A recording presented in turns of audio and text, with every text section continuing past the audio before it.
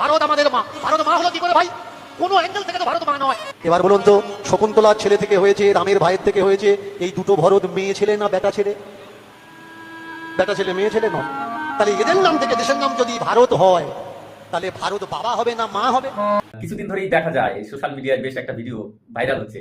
একটা নয়, যথেষ্ট ভিডিও দেখা যায়। কোনো ব্যক্তি যদি ওই টুপি পরা ব্যক্তিদের প্রশ্ন করে, জিজ্ঞেস করে যে ভারত মাতা কি জয় আপনারা বলেন না কেন, বন্দে মাতরম কেন বলেন না, আর তারা তাদের বলা যে ভারত কি করে মাতা হয়, বন্দে মাতরম আমরা বলবো না। তো সোজাসুজি তারা প্রতিবাদ জানায় যে আমরা বলবো না। ইসলাম ধর্মের লোকজন যারা, বলেই দিই भारत माता की जय नहीं।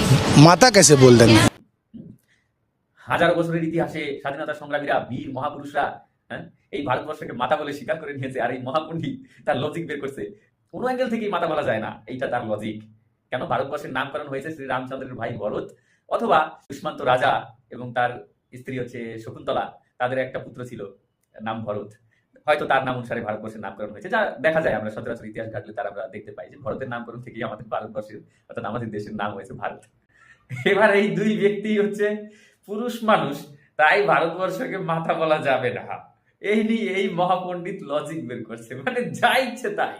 তো মনের ভিতরে ভীষণ রাগ, মানে রাগ হচ্ছে যে এরা কারা? এরা হচ্ছে দেশদ্রোহী, এরা হচ্ছে স্লো পয়জন সমাজের। এদেরকে ত্যাগ করা উচিত, এদেরকে দেশ থেকে বহিষ্কার করা উচিত। মুসলিমরা তো, মুসলিমদের বিষয় তো ছেড়েই দিলাম, কিন্তু এই সনাতনী যিনি আমাদের এই লোক সমাজে বাউল গান করে বেড়ান, মানুষ ওনাদেরকে যথেষ্ট সম্মান দিয়ে থাকেন। মানুষ আশা রাখে যে ওনাদের কাছ থেকে কোনো জ্ঞান পাওয়া যাবে, তারা ভালো কিছু বলবেন, কোনো ভালো রাস্তা দেখাবেন। আর এরা যদি এই যে ইসলাম ধর্মের পক্ষ করে ভারত মাতা কি জয় বলার বিরুদ্ধে লজিক বের করে, তাহলে এরা মানে কারা? এরা, এদের শরীরে কি হিন্দুর রক্ত আছে? এ কি ভারতবর্ষে জন্মগ্রহণ করেছে এরা? আমার তো ডাউট হচ্ছে। নাম রেখেছে আবার কি দীনকৃষ্ণ ঠাকুর।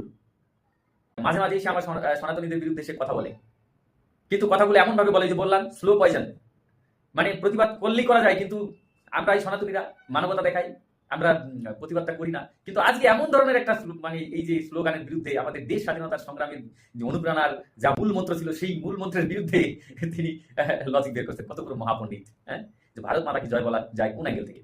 হ্যাঁ, এর লজিক বের করে, মানে ভারতবর্ষকে মাতা বলার জন্য তাকে লজিক দেখাতে লাগবে নাকি আমাদের? হ্যাঁ, এই ভারতবর্ষে জন্মগ্রহণ করেছি, এই তো ভারতবর্ষকে মাতা বলার জন্য যথেষ্ট একটাই কারণ। হ্যাঁ, এর জন্য হাজারো কারণের দরকার নেই, তো একটা কারণই যথেষ্ট, যে এই ভারতবর্ষে জন্মগ্রহণ করেছি, তাই ভারতবর্ষ আমার মা, মাতা। প্রাচীন মুনি ঋষি থেকে শুরু করে রাজারা, মহাপুরুষেরা, বীর পুরুষেরা এই পৃথিবীকে মাতা বলে স্বীকার করেছে, নিজের জন্মভূমিকে মাতা বলে স্বীকার করেছে।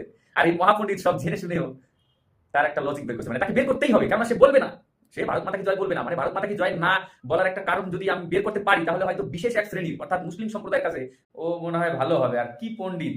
তাহলে এর নিচে কাটা আছে না? এর কি আস্থা আছে?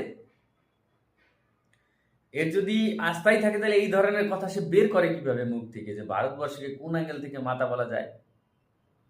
এই নাকি আবার ফ্যাক্ট শিখায়, আমাদের ধর্মশাস্ত্রকে, আমাদের এই সনাতনীদেরকে বলে যে আমাদের এই ধর্মকে বিজ্ঞানের পুষ্টিপত্রে যাচাই করে নাকি আমাদেরকে তারপরে তার অনুসরণ করা উচিত। এত বড় পণ্ডিত, বিজ্ঞানের পুষ্টিপত্র, বৈজ্ঞানিক হয়ে পারছে, একে ইসরোতে, নাসায় চান্স দেওয়া দরকার। আমাদের এই শ্রীহরিকোটা ইসরোতে একে চান্স দেওয়া দরকার। চান্স পেয়েছে নাকি? বিশাল বড় একটা আবিষ্কার করছে তো, ভারতবর্ষকে মাতা না বলার জন্য কারণ খুঁজে বের করছে। একজন পণ্ডিত না, একে তো ভীষণ বড় দক্ষিণা দেওয়া প্রয়োজন। জনসাধারণ এখনো একে কোনো দক্ষিণা দেয়নি। জনসাধারণ, আমাদের এই হিন্দুরা আস্তে আস্তে এতই মানবতা দেখায়, কখনো কখনো এর প্রতিবাদ করা প্রয়োজন। বন্দে মাতরম জাতীয় গান আমাদের ভারতবর্ষের, সেই বন্দে মাতরম গান তারা গাইবে না। ভারত মাতা কি জয় জাতীয় স্লোগান, মানুষ স্বাধীনতা সংগ্রামীদের অনুপ্রেরণার স্লোগান, সেই স্লোগান তারা দেবে না, তারা বলতে পারবে না। ঠিক আছে, বুঝলাম, জয় শ্রীরাম বলবে না। আরে ভারত মাতা কি জয় বলতে অসুবিধাটা কোথায়? বন্দে মাতরম বলতে অসুবিধাটা কোথায়? এরা ভারতবর্ষের খাবে, ভারতবর্ষের সমস্ত সুবিধা ভোগ করবে, আবার ভারতবর্ষেরই বিরোধ করবে। এরা ফিলিস্তিনের জয় বলবে, পাকিস্তানের জয় বলবে, ভারতের সাথে এদের কোনো স্বাদ নেই। তাহলে এরা ভারতবর্ষে থাকবে কেন? ভারতে থাকার অধিকার কোথায় এদের?